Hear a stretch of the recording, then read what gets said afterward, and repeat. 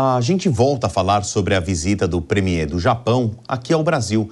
E para a gente entender melhor o que foi discutido nesse encontro, nós vamos conversar agora com o professor Marcos Vinícius Freitas, que leciona como professor visitante da Universidade de Relações Exteriores da China, na capital Pequim, e ele também é Senior Fellow do Centro de Políticas Públicas para o Novo Sul, em Rabat, no Marrocos. Professor Marcos, um prazer reencontrá-lo, ainda mais nessas condições aqui. Sempre um prazer receber as suas considerações, as suas análises e informações.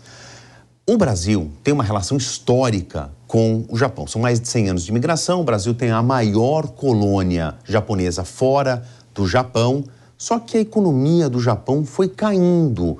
Foi a segunda maior, terceira, hoje é a quarta. Existe um novo protagonista no Oriente, a China, onde o senhor está, e as relações comerciais de Brasil com China são muito grandes e vão muito bem, obrigado, assim como no resto da América do Sul. Isso ajuda a entender porque o Japão voltou o olhar de novo aqui para o Cone Sul, porque desde 2016 o Brasil não recebia uma delegação desse porte com um chefe de governo visitando as nossas terras aqui.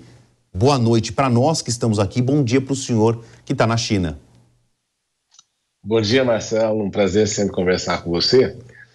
E você toca num aspecto muito importante dessa situação e deste relacionamento. De fato, o Japão teve já no passado uma presença comercial muito mais importante no Brasil.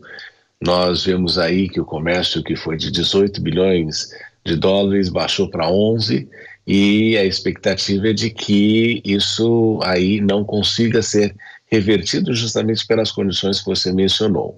O Brasil tem 2,7 milhões de descendentes de japoneses no Brasil e o Brasil tem acho que a quinta maior população de estrangeiros no Japão, com 220 mil brasileiros aproximadamente.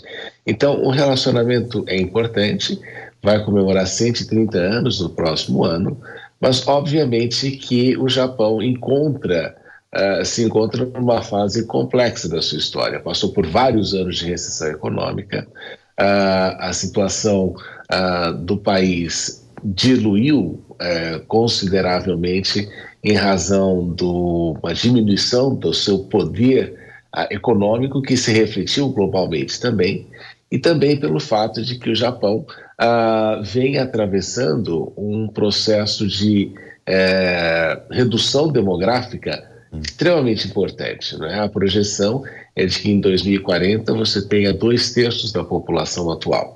E obviamente que o Japão tem as suas preocupações globais. Junto com o Brasil, faz parte daquele G4 na tentativa de obter uma reforma do Conselho de Segurança das Nações Unidas.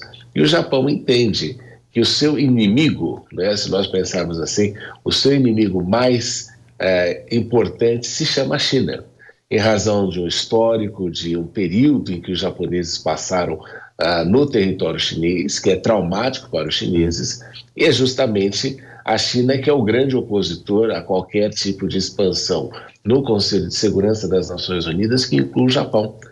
E é por essa razão que o Brasil é um parceiro importante, porque os japoneses têm uma preocupação e isso é uma realidade, viu, Marcelo? Diante de uma questão que afeta o Japão, o Brasil adotaria uma posição mais pró-China ou pró-Japão? Essa que é a pergunta fundamental neste processo todo. E, obviamente, que existe um aspecto importante aqui a ressaltar. O relacionamento Brasil-China é um relacionamento de muita sinergia e que deriva benefícios também daquilo que aconteceu no Brasil com relação que deriva da relação Brasil-Japão. Se nós pensarmos na questão da exportação de soja, por exemplo, o grande financiador desse processo todo de plantação de soja no Cerrado foi o Japão. Então existe esse benefício agrícola da relação Brasil-China e do ponto de vista agrícola, mas também nós temos essa preocupação no Japão de aí se encontrar sem um grande parceiro que é fundamental nesse processo todo.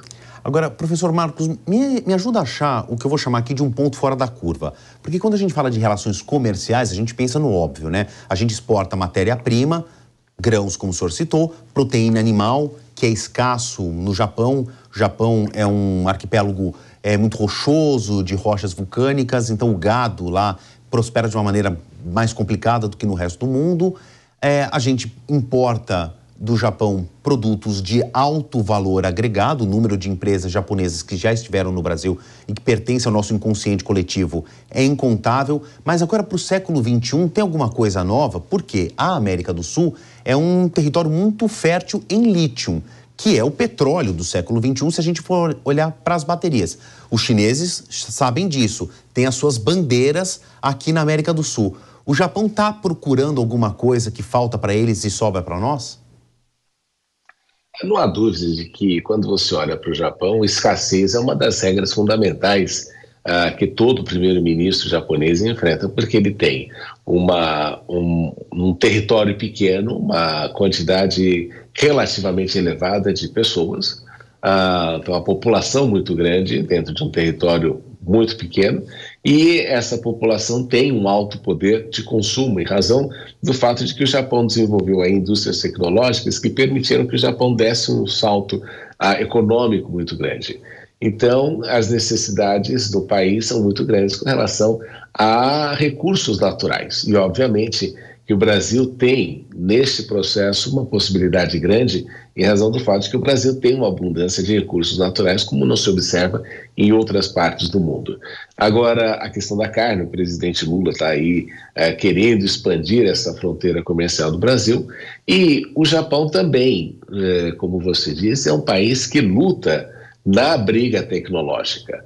Nós não podemos esquecer que, quando a gente pensa, e isso você afirmou bem, em grandes marcas de tecnologia, nós pensamos em marcas japonesas. E claro que o Brasil, tendo uma quantidade enorme de recursos naturais, sendo esses recursos importantes nesse processo, claro que o Japão olha para o Brasil como uma fonte relevante desse fornecimento. Agora, não podemos esquecer, uma das coisas importantes nesse processo todo de tecnologia são os metais nobres, que o maior produtor, os metais raros, são a China que tem. Então, o Japão também se encontra nessa encruzilhada de que alguns dos produtos que ele mais precisa também vêm da China. Então, é uma situação difícil, mas o Brasil tem aí a possibilidade de expandir a fronteira comercial, vendendo produtos agrícolas com valor agregado maior e também sendo um parceiro importante no fornecimento daquilo que o Japão tem muita falta. E uma das coisas, por exemplo, que o Brasil é importante nesse processo todo, em razão da nossa população Nikkei muito grande, é o fato que nós podemos também ter uma mão de obra brasileira trabalhando no Japão, em razão desse processo de diminuição populacional. Mas sim, o Japão está interessado nos recursos brasileiros, o lítio é um elemento importante desta relação, e a gente sabe que o Japão também se encontra nessa corrida pelo veículo elétrico, pelo carro elétrico, pela bateria que funciona melhor. Agora resta saber se o Japão vai conseguir aí ter uma competitividade internacional contra os chineses, que vieram aí com tudo na questão da BYD, de outros carros, em razão das próprias condições que lhes são peculiares da China. Bom, cenas para os próximos capítulos do século XXI. Professor Marcos Vinícius de Freitas, que é professor visitante da Universidade de Relações Exteriores da China, está baseado na capital Pequim. Eu vou liberar o senhor porque a gente já está indo para o final de noite, é começo de final de semana para o senhor aí. O senhor tem todo o direito de usufruir aí dos dias de descanso. Obrigado, professor Marcos. Até uma próxima oportunidade. Obrigado, Marcelo. Sempre um prazer conversar com vocês.